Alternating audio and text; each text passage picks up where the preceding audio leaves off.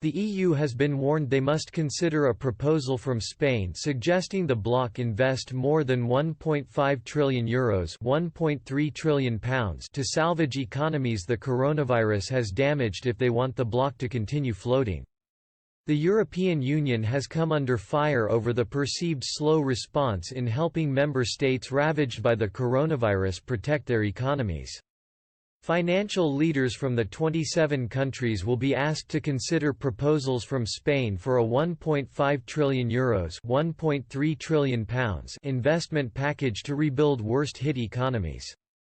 But with the EU 27 apparently torn over the issue of how to better respond to the crisis, Brussels has now been warned either we all sink or we all float.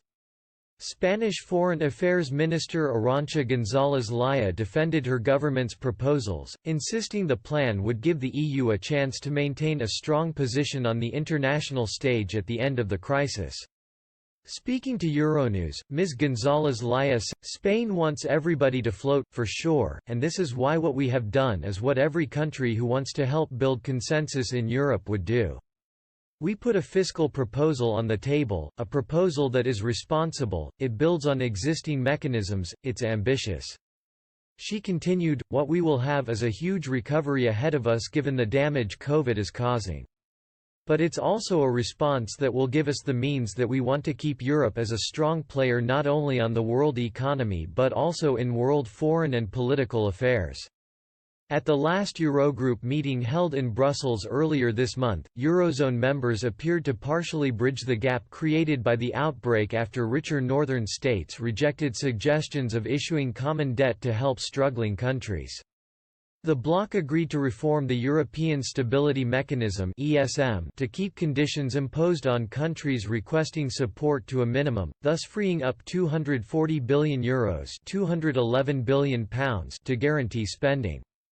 The EU 27 also agreed to a €500 billion £439 billion rescue package as well to a €200 billion 100. Spain's proposal comes after the National Central Bank warned their GDP could suffer a 13.6% slump because of the business closures the coronavirus pandemic caused.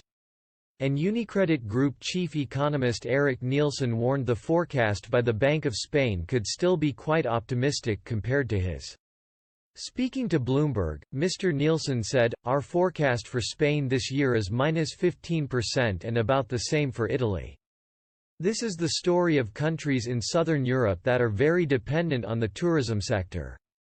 Even if you open up the economy, we think it is unlikely that people will go on holiday this summer to the Mediterranean. So there will be a bigger hit there than in Northern Europe. Northern Europe will see a drop in the range of 8 or 10%. It is a guess more than anything else, but it seems to be of that magnitude."